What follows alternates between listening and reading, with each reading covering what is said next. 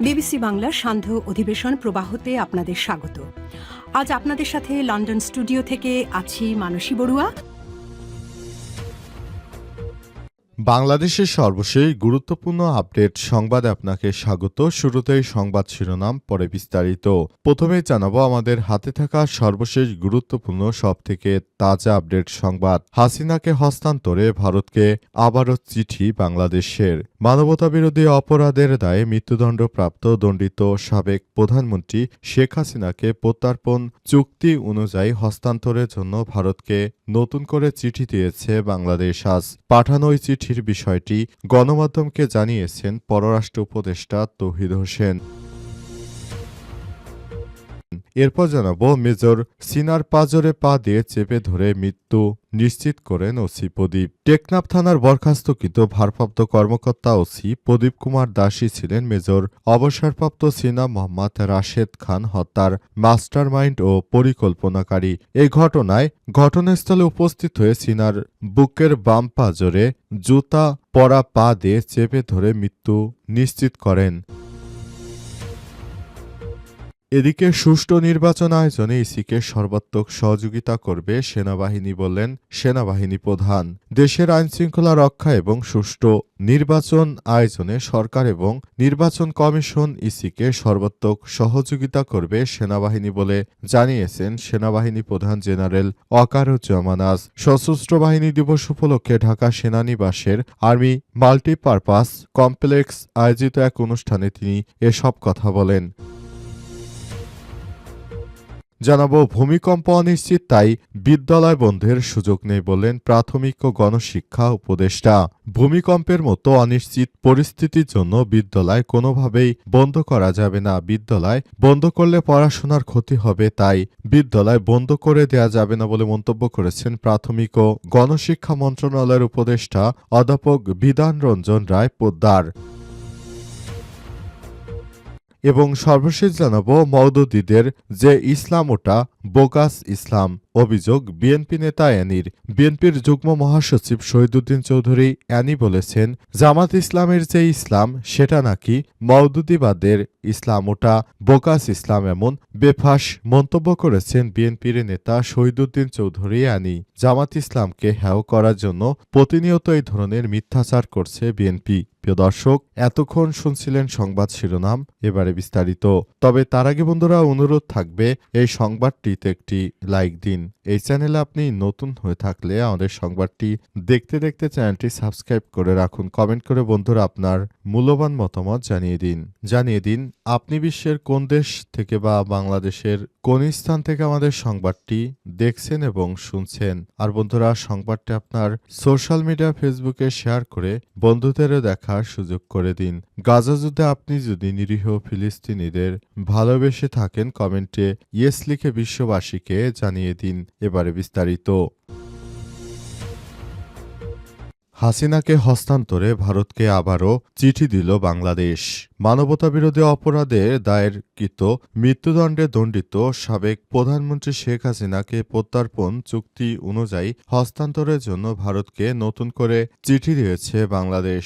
আজ পাঠানো ওই চিঠির বিষয়টি 23 নভেম্বর গণমাধ্যমকে জানিয়েছে পররাষ্ট্র উপদেষ্টা তৌহিদ হোসেন। পররাষ্ট্র মন্ত্রণালয়ে সাংবাদিকদের এক প্রশ্নের জবাবে তিনি বলেছেন, পরশুদিনই শুক্রবার চিঠি দেওয়া হয়েছে ভারতকে। আমরা হাসিনাকে ফেরত চেয়েছি। হাসিনা দণ্ডিত হওয়ায় তাকে হস্তান্তরের জন্য ভারতকে প্রথমবারের মতো চিঠি দিল বাংলাদেশ। অবশ্য দিল্লিতে আশ্রয় নেওয়া শেখ হাসিনাকে হস্তান্তরের অনুরোধ জানিয়ে ভারতকে এর আগে গত বছরের 27 ডিসেম্বর বাংলাদেশ চিঠি দিলেও ভারত ওই সব চিঠির কোনো উত্তর দেয়নি। শেখ হাসিনা ও আসাদুজ্জামান খানের বিরুদ্ধে ট্রাইব্যুনালের রায় ঘোষণার পর ওই দিন বিকেলে পররাষ্ট্র মন্ত্রণালয়ের এক বিজ্ঞপ্তিতে বলা হয়েছে, মানবতাবিরোধী অপরাধে দণ্ডপ্রাপ্ত ওই ব্যক্তিদের দ্বিতীয় কোনো দেশ আশ্রয় দিলে তা হবে অত্যন্ত অবন্ধুসুলভ আচরণ এবং ন্যায় বিচারের প্রতি অবজ্ঞার শামিল। আমাদের ভারত সরকারের প্রতি আহ্বান জানাই, তারা যেন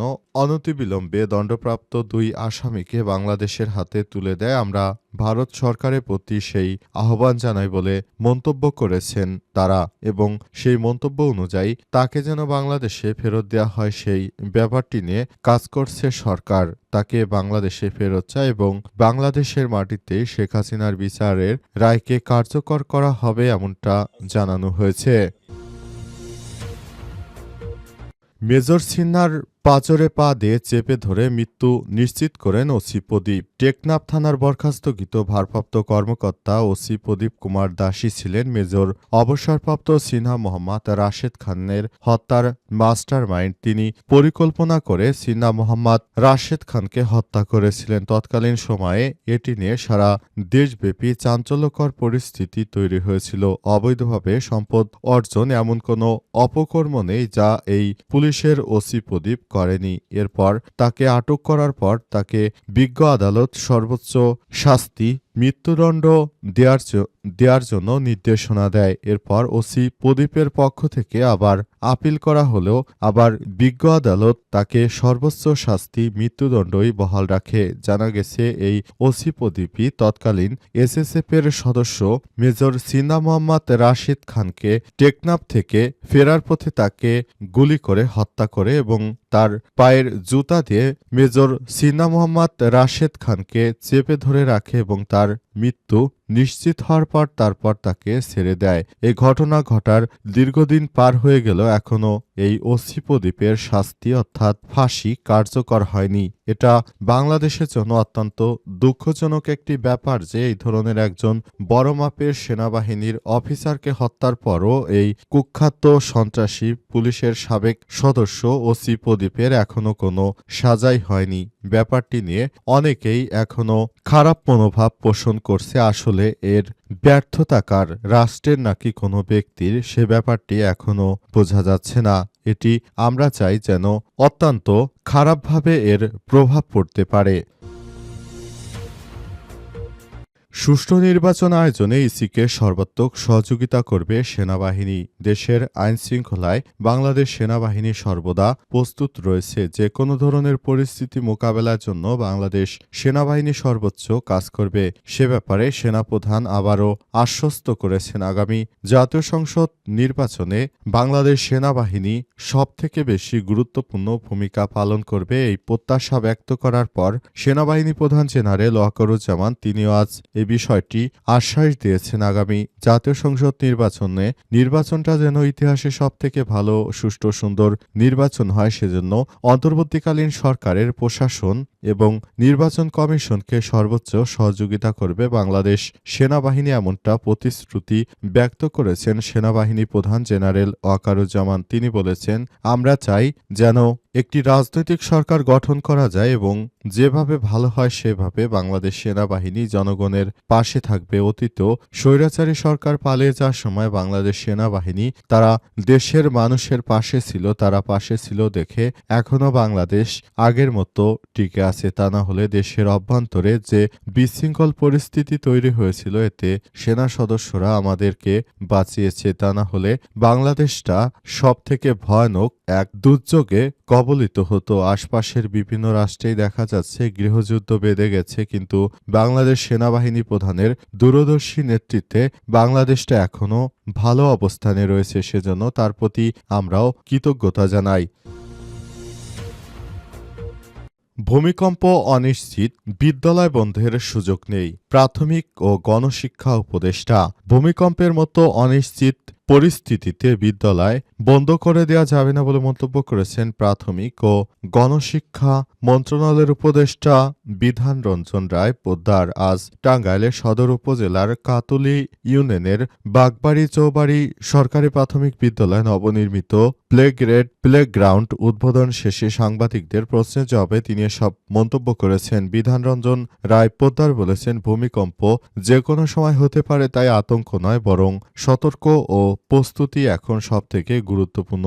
বিশ্ববিদ্যালয়ে প্রয়োজনীয় সতর্কতামূলক দিক নির্দেশনা ইতিমধ্যেই পাঠানো হয়েছে। তিনি বলেন, বর্তমানে দেশের প্রাথমিক বিদ্যালয়গুলোতে প্রায় ৩২,০০০ প্রধান শিক্ষকের পদ শূন্য, যা বিদ্যালয় পরিচালনার বড় বাধা তৈরি করেছে। মামলা সংক্রান্ত জটিলতার কারণে এই পদোন্নতি দীর্ঘদিন আটকে রয়েছে। বিষয়টি বর্তমান সুপ্রিম কোর্টে বিচারাধীন অবস্থায়। সুপ্রিম কোর্টই সিদ্ধান্ত নেবে আগামীতে কি করলে দেশের জনগণের জন্য ভালো হবে এবং কোন বিষয়টি করা অতীব জরুরি। সে অবস্থায় আমরা সেভাবেই কাজ করব বলে জানান তিনি। তাই সেভাবেই কাজ করার জন্য ইতিমধ্যে আমরা প্রস্তুতি নিচ্ছি বলে জানিয়েছেন তিনি এবং তিনি জানান আগামীতে যেন দ্রুততম সময়ের মধ্যে সবাই হাতে হাতে বই পায় সে ব্যাপারেও সরকার কাজ করছে। আগামী নির্বাচনের আগেই যেন সবার হাতে হাতে বই পৌঁছে দেওয়া যায় সে ব্যাপারে সরকার কাজ করছে বলে জানিয়েছেন তিনি। তাই তিনি বলেছেন ঢাকা বিশ্ববিদ্যালয় বন্ধ হলেও আমরা বিদ্যালয় আপাতত বন্ধ করছি না।